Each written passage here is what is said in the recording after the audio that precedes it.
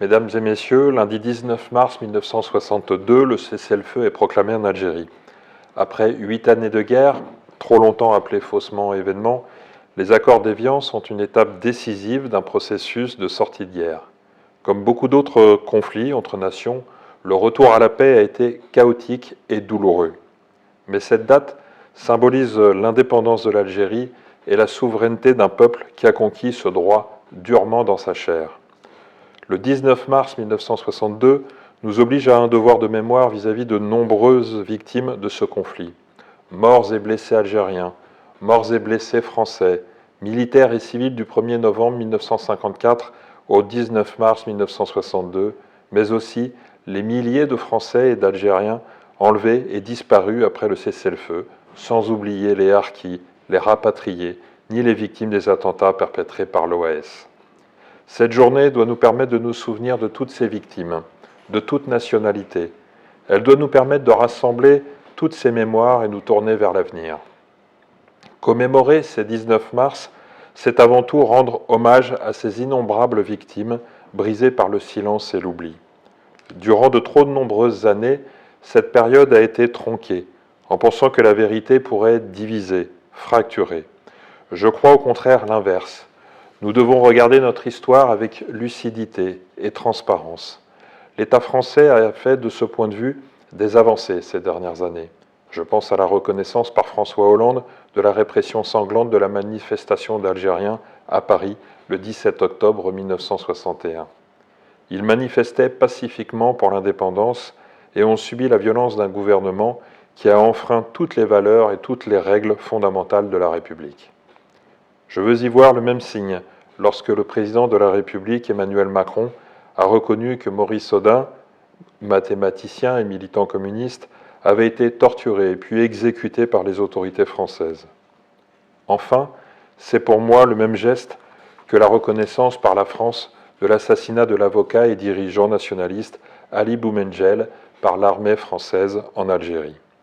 C'est à travers de telles initiatives qu'il est possible pour l'Algérie et la France d'aller de l'avant dans la reconstruction de relations stables et sereines, une réconciliation véritable et une coopération multiforme.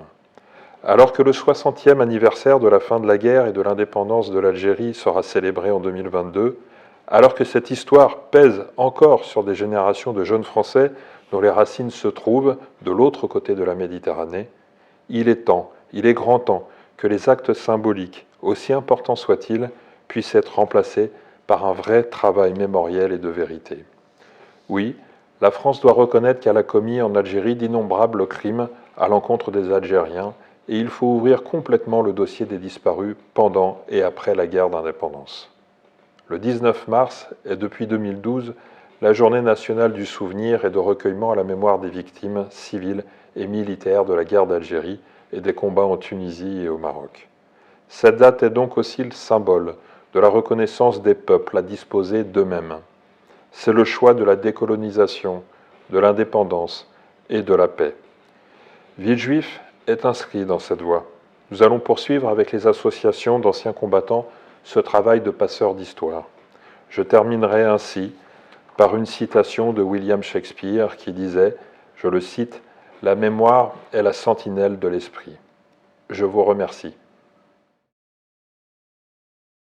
En ce jour anniversaire du cessez-le-feu qui mit fin officiellement le 19 mars 1962 à la guerre d'Algérie, souvenons-nous.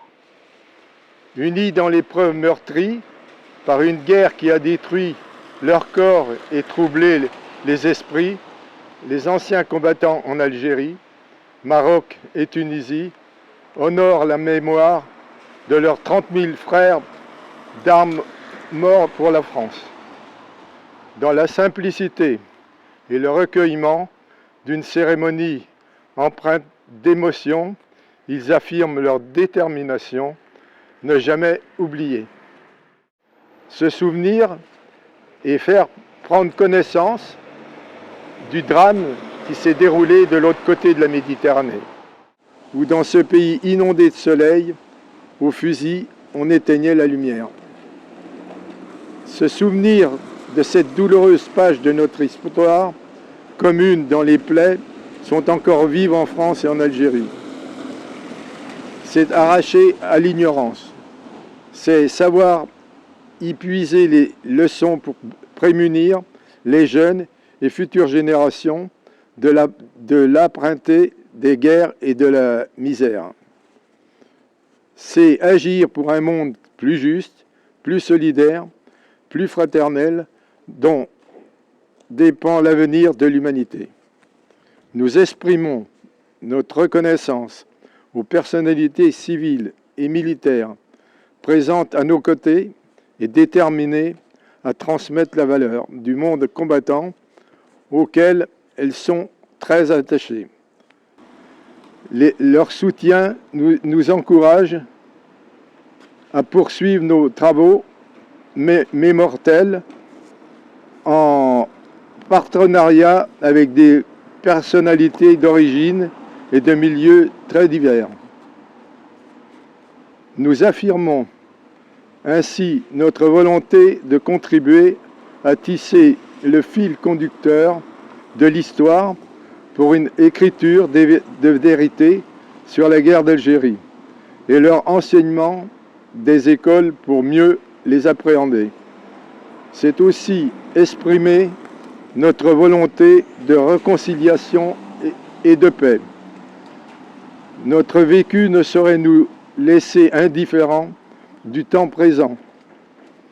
Aujourd'hui, les enfants de la France, dont certains sont proches de nous, sont engagés sur plusieurs théâtres d'opérations extérieures. Nous saluons l'engagement de ces forces vives du monde combattant.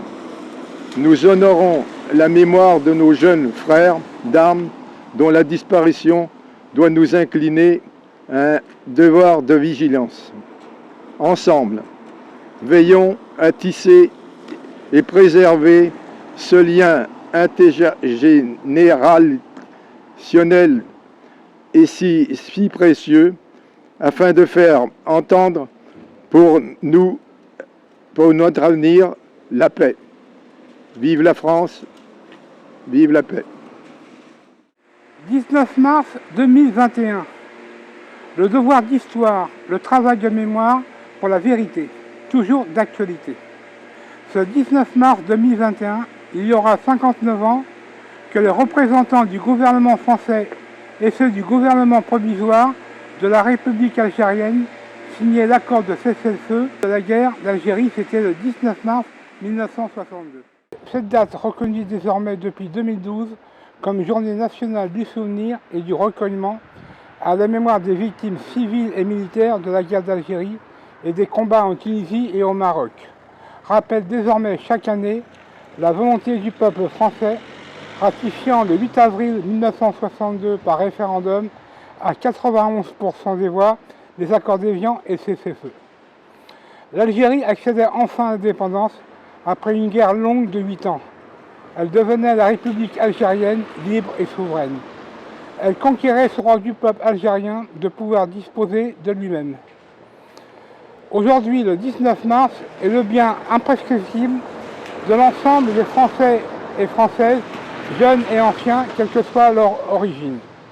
Mais la mémoire doit s'ajouter la volonté de combattre plus que jamais ceux qui, par leur tentative d'effacement de l'histoire, entretiennent des séquelles qui empoisonnent encore notre présent. Racisme, haine, violence, xénophobie, réhabilitation des criminels de l'ex-OS, etc. L'amitié entre les peuples de France et d'Algérie, pour vivre, pour se développer, doit s'appuyer sur le socle de la vérité. Cette vérité, nous la devons à tous ceux qui, par leur histoire douloureuse, blessée, veulent ouvrir une nouvelle page. La vérité n'abîme pas, elle répare. La vérité ne divise pas, elle rassemble. Le devoir d'histoire, même quand c'est tragique, même quand il est douloureux pour nos deux peuples, doit être accompli, c'est œuvrer pour l'avenir. L'ARAC regrette que M. Benjamin Stora n'ait pas auditionné toutes les associations pour son rapport sur les questions mémorielles portant sur la colonisation de la guerre d'Algérie. Notre association, engagée pour la paix et l'indépendance de l'Algérie dès 1956, avait des choses à dire en lien avec le travail de mémoire. L'ARAC estime que 59 ans après, Chaque peuple doit assumer son passé. Un traité d'amitié et de paix doit venir régulariser les rapports de coopération entre nos deux peuples. L'ARAC pense que cet acte servirait de socle à une nouvelle politique de solidarité et de développement entre la France et l'Algérie, ainsi que les peuples du Maghreb. Politique de respect des souverainetés, d'essor économique et culturel. Seul capable de combattre la misère et son terreau, raciste des terroristes et des violences qui ensanglantent le monde. À la mémoire de toutes les victimes d'avant 19 mars et après, s'inspire fortement de notre engagement à l'ARAC contre la guerre pour la paix, pour l'amitié et la solidarité entre tous les peuples. Seul moyen de construire l'avenir auquel aspirent toutes les femmes et tous les hommes conscients de leur fraternité.